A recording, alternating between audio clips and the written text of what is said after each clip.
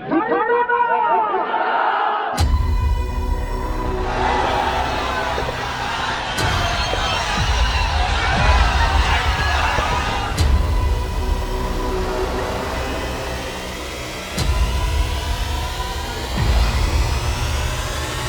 खातिर दिल से धन्यवाद। और हम प्रयास करब कि तारा लोग के बीच में 24 घंटा रही।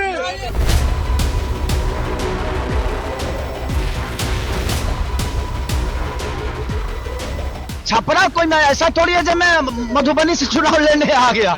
मैं तो छपरा का ही बेटा हूं और छपरा के लोगों और मैं ऐसी धरती पे पैदा हुआ हूं जहां भिखारी ठाकुर जी पैदा हुए हैं। और हम सबका सौभाग्य है जो ऐसे कलाकार यहाँ पैदा हुए जिनका नाम पूरी दुनिया नहीं, ये जब तक धरती रहेगी ना तब तक इनको हम नहीं भूल पाएंगे।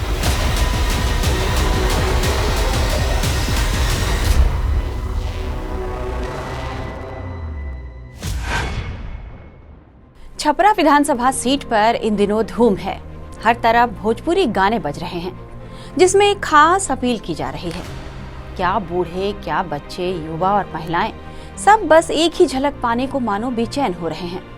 कोई फर्क नहीं पड़ता कि कौन किस पार्टी का बटन दबाने वाला है, बस एक बार जरा उस स्टार खेसारी को तो देख लें जिनके गाने और वीडियो ही अब तक मोबाइल पर देखते आए हैं। भोजपुरी इंडस्ट्री के बड़े नामों में से एक माने जाने वाले खेसारी लाल यादव गेंदा की मालाओं से लदे फदे अपनी गाड़ी में चुनाव प्रचार के लिए जैसे ही निकलते हैं वैसे ही मोबाइल से फोटो और वीडियो बनाने वालों की होड़ लग जाती है। चुनाव प्रचार के दौरान उनके फैंस और उनके समर्थकों ने उन्हें तो एक बार दूध से ही नहला दिया और सिक्कों से तौल दिया, जिसका वीडियो भी सोशल मीडिया पर वायरल हो रहा है। खेसारी जानते हैं कि वे छपरा में कितने लोकप्रिय हैं, इसलिए छठ घाट पर भी नहीं गए। उन्हें लगा कि वे घाट पर जाएंगे तो उनके साथ सेल्फी लेने वालों की होड़ लग जाएगी और वो हंगामा खड़ा हो जाएगा। लोकप्रियता की वजह से जुटने वाली भीड़ को लेकर वे खासे सतर्क भी नजर आते हैं। इसलिए छोटी सभाओं में जैसे ही भारी भीड़ जुटने लगती है और भगदड़ की आशंका होती है, वे वहां से खिसक लेते हैं, कार्यक्रम को छोटा कर देते हैं ताकि भीड़ तितर बितर हो जाए। नमस्कार, आप देख रहे हैं टाइम्स नाउ न भारत का डिजिटल प्लेटफॉर्म और मैं हूं प्रतिभा ज्योति। एक बार फिर लेकर आई हूं आपके लिए हमारा खास शो चक्कर चुनाव का। चुनाव का चक्कर न होता तो नेता न होते, नेतागिरी न होती, पार्टियां न होती, रैलियां न होते, वादे न होते, नारे न होते और न सितारे होते। ये सब है क्योंकि चक्कर चुनाव का है, चुनाव का चक्कर है। इसलिए भोजपुरी एक्टर खेसारी लाल यादव तेजस्वी यादव के इसरार पर आरजेडी के प्रत्याशी बन गए। चक्कर चुनाव के आज के एपिसोड में बात खेसारी लाल फैक्टर की।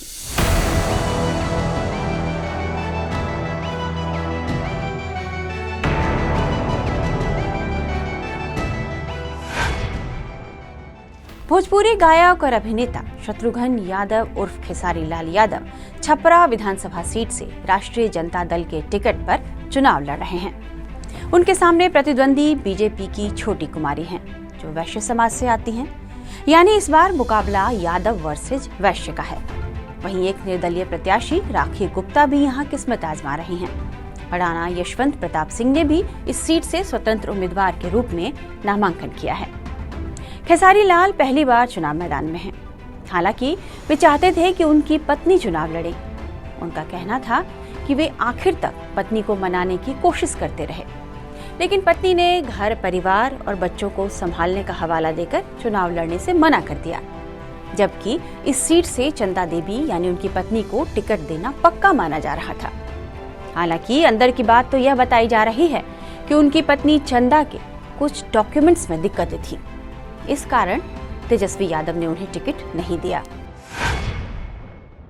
मैं चाहता भी था कि वाइफ मेरी चुनाव लड़े। मैं कभी राजनीति में आना नहीं चाहता था क्योंकि मुझे टाइम देना था।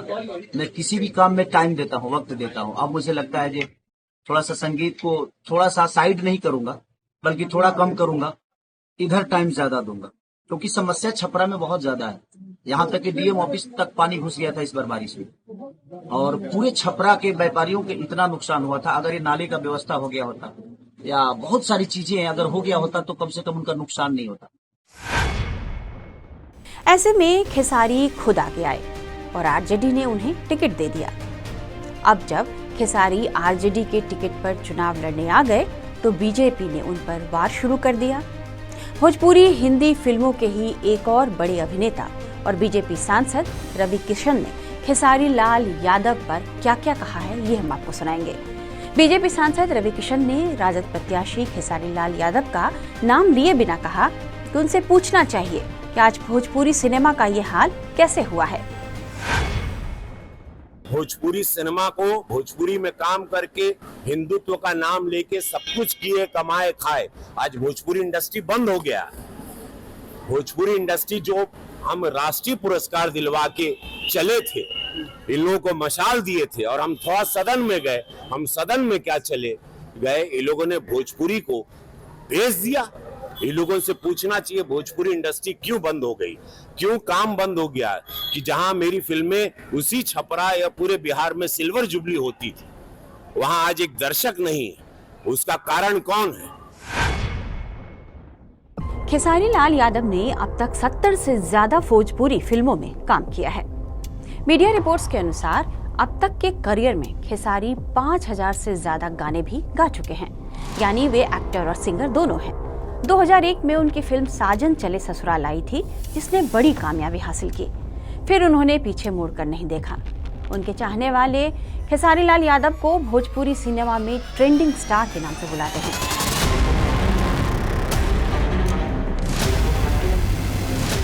उनका बचपन बहुत ही मुश्किलों से गुजरा है। खेसारी लाल यादव का जन्म 15 मार्च 1986 को बिहार के सारण जिले के धनाडीह गांव में हुआ। उनका जन्म एक बेहद ही साधारण और आर्थिक रूप से कमजोर परिवार में हुआ था। गरीब परिवार में जन्मे खेसारी लाल बचपन में भैंसे चराया करते थे, उसका दूध निकालते थे और उसे बाजार में बेचते थे। उनकी शुरुआती शिक्षा गांव के एक स्कूल में हुई, जहां उन्होंने 10वीं कक्षा तक की पढ़ाई की। परिवार की खराब आर्थिक स्थिति के कारण उनकी पढ़ाई आगे संभव नहीं हो सकी। बाद में उनका परिवार दिल्ली आ गया। कहते हैं कि उन्होंने दिल्ली में लिट्टी चोखा तक बेचने का काम किया है। खेसारी लाल यादव अपने बचपन के संघर्ष को कुछ इस तरह से याद करते हैं। मैं किसी का विरोधी नहीं हूँ, मैं किसी का विरोध करने यहाँ नहीं आया हूँ। मुझे लगता है ना कि मैं अपने बुजुर्गों के आशीर्वाद से मुझे जो मिला है, मेरे अपने माता पिता, अगर शायद मेरे पापा यहाँ रह के नौकरी किए होते या यहाँ रह के चना बेचे होते तो शायद मैं भी बेहतर स्कूल में पढ़ सकता था, क्योंकि पापा को बहुत स्ट्रगल करना पड़ा था हम लोगों को पालने के लिए। अगर यहाँ रोजगार होता तो मेरे पापा दिल्ली नहीं गए होते और बहुत सारे शहरों में पापा जाकर हम लोगों को पालने के लिए बहुत, मुझे लगता है कि मेरे से ज्यादा कर्मठ, मेरे से ज्यादा मेहनती मेरे पापा, जो कि हमेशा हम लोगों को, हम बहुत नहीं पढ़ पाए क्योंकि हमारी व्यवस्था नहीं थी। इसमें गलती हमारी पापा की नहीं, हमारी गरीबी थी। तो अगर शायद हमारा बिहार भी कलकत्ता की तरह होता, दिल्ली की तरह होता, तो शायद पापा की प्रॉपर्टी यहाँ होती और शायद हम और आगे बढ़ गए होते।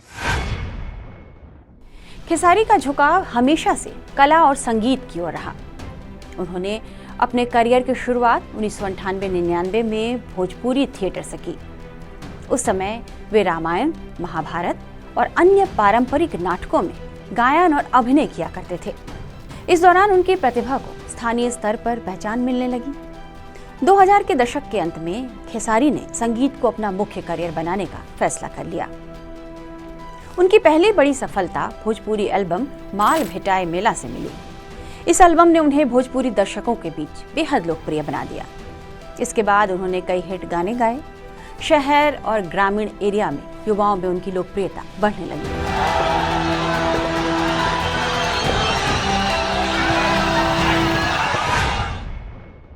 कभी गरीबी में अपना जीवन बिताने वाले खेसारी लाल के पास अब करोड़ों की संपत्ति है। खेसारी ने चुनावी हलफनामे में यह बताया है कि उनके पास 4 करोड़ 81 लाख की संपत्ति है। उनके पास लैंड रोवर डिफेंडर गाड़ी है।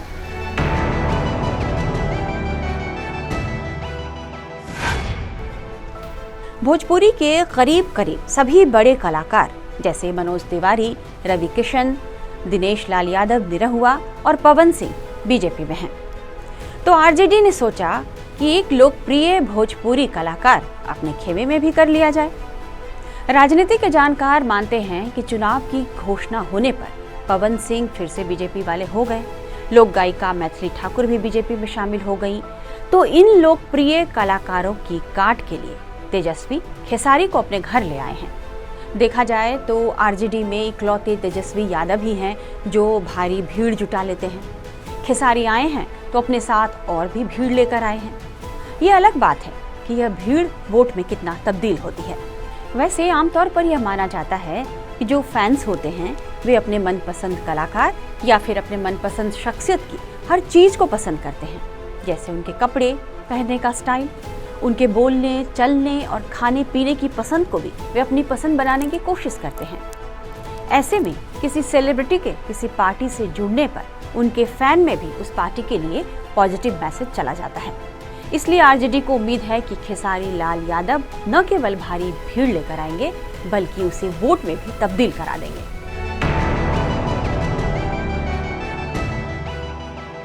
खेसारी लाल जिस छपरा विधानसभा सीट से चुनाव लड़ रहे हैं वो सारण लोकसभा क्षेत्र के तहत आती है।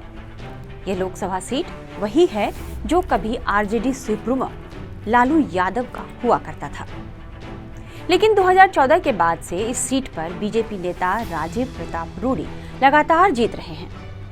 2024 के लोकसभा चुनाव में लालू प्रसाद यादव की बेटी रोहिणी आचार्य रूडी के खिलाफ चुनाव मैदान में उतर गईं, लेकिन वे चुनाव हार गईं। छपरा विधानसभा क्षेत्र में शहरी और ग्रामीण दोनों इलाके हैं। छपरा विधानसभा सीट को बीजेपी का मजबूत गढ़ माना जाता है। पिछले 2 बार से यह सीट बीजेपी के कब्जे में है। इस सीट पर यादव और राजपूत का प्रभाव है। दोनों की आबादी मिला दें तो यह करीब 35% के आसपास बनती है। इसके बाद करीब 15% वैश्य वोटर हैं जो बीजेपी का कोर वोटर कहे जाते हैं। वहीं करीब 10% आबादी मुस्लिम भी है। कहा जा रहा है कि राखी गुप्ता जो यहाँ से निर्दलीय प्रत्याशी हैं, उसे बीजेपी ने टिकट नहीं दिया तो वे बागी हो गई। राखी गुप्ता छपरा में काफी लोकप्रिय बताई जाती हैं। राखी के निर्दलीय चुनाव मैदान में उतरने से बीजेपी को बनिया वोट के खिसकने का डर बना हुआ है। छपरा सीट पर नजर रखने वाले बिहार की राजनीति के कुछ जानकार मानते हैं कि अगर निर्दलीय उम्मीदवार शिद्दत से फाइट कर लेते हैं इस सीट पर तो खेसारी लाल के लिए यह मैदान जीतना आसान भी हो सकता है, क्योंकि वैश्यों का वोट छोटी कुमारी, राखी और राणा यशवंत के बीच बढ़ता दिख रहा है। लेकिन यदि एनडीए यहाँ मजबूत हो जाए या वैश्य समाज पूरी तरह एनडीए के साथ आ जाए तो खेसारी का खेल खराब भी हो सकता है।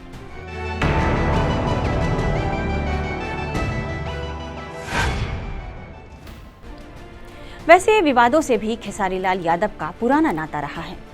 उनके आलोचकों का मानना है कि भोजपुरी सिनेमा जगत में विवादों का बादशाह अगर किसी को कहा जाए तो वह खेसारी लाल यादव होंगे, क्योंकि इंडस्ट्री में सबसे ज्यादा विवादों में खेसारी लाल यादव अलग अलग वजहों से रहते हैं। उन पर कभी गाना चोरी करने तो कभी अश्लील गाना गाने के आरोप लगते हैं। इसलिए वे जब चुनाव प्रचार के दौरान महिलाओं के सम्मान की बातें करते हैं तो वे विरोधियों के निशाने पर आ जाते हैं। सोशल मीडिया पर बहस छिड़ जाती है कि जो खेसारी लाल फिल्मों में अश्लील गाने और स्टेज पर द्विअर्थी संवाद करते हैं वे भला किस मुंह से महिलाओं के सम्मान की बात कर रहे हैं। जब से खेसारी लाल यादव चुनावी मैदान में उतरे हैं उनके विरोधी उनके पुराने गानों, खासकर अश्लील गानों को वायरल कर रहे हैं। मीडिया ने जब उनसे इस बारे में सवाल पूछा तो खेसारी ने बिना नानुकर के अपनी गलती मान ली, क्योंकि चक्कर चुनाव का है। उन्होंने कहा कि मुझे अपने अश्लील गानों को लेकर सिर्फ इतना कहना है कि वे गाने मेरी गलती थी। खेसारी लाल यादव ने कहा कि मैंने सिर्फ लोगों के मनोरंजन के लिए वो गाने गाए थे। मेरे कुछ गाने भले ही गलत थे, लेकिन इन गानों का जल भराव या सार्वजनिक समस्याओं से कोई लेना देना नहीं है। चुनाव का मुद्दा विकास है, न कि उनके पुराने गाने। यानी वे अपने अश्लील और पुराने गानों की बातों को इस तरह से मोड़ देते हैं। हालांकि सोशल मीडिया पर एक यूजर ने उन्हें लिखा, आप लोग पहले तो पैसों के लिए कुछ भी गा देते हैं। उस समय क्या तुम बच्चे थे? तुम्हें नहीं पता था कि इन गानों की वजह से हमारी बहन बेटियां खुद को कितना असहज महसूस करती हैं? और आपके गाने सुनकर ही बच्चे गलत मानसिक प्रवृत्ति के हो चुके हैं और अब राजनीति में आकर आप सफाई दे रहे हैं। एक यूजर ने तो उन्हें यहाँ तक चुनौती दे दी कि यदि हिम्मत है तो अपने सारे गाने YouTube से डिलीट कर दो। हालांकि अतीत में गाए गए उनके गीत उनका इस तरह पीछा करेंगे उन्होंने खुद भी नहीं सोचा होगा। खैर, छपरा सीट पर खेसारी लाल यादव अपनी लोकप्रियता और आरजेडी के MY समीकरण के सहारे मैदान में उतर तो आए हैं और पार्टी के पक्ष में भीड़ को खींचकर भी ला रहे हैं, लेकिन छपरा की राजनीति सिर्फ स्टारडम से नहीं बल्कि जातीय समीकरण और परंपरागत वोट बैंक से तय होती है और यही खेसारी के लिए अंतिम चुनौती है। और यह भी सच है कि जो खेसारी के फैंस हैं उनके लिए रोजगार, कानून व्यवस्था और विकास जैसे मुद्दे भी अहम हैं। देखना होगा कि छपरा की जनता 14 नवंबर को खेसारी लाल का क्या भविष्य लिखती है। ठीक है, कैसा लगा आपको आज का यह एपिसोड? हमें कमेंट बॉक्स में जरूर लिखिएगा और इंतजार कीजिए चक्कर चुनाव के अगले एपिसोड का। तब तक के लिए आप देखते रहिए टाइम्स नाउ भारत का डिजिटल प्लेटफॉर्म, जहां आपको देश और दुनिया की सभी बड़ी खबरें मिलेंगी जो आपके काम की हैं। बने रहिए आप हमारे साथ।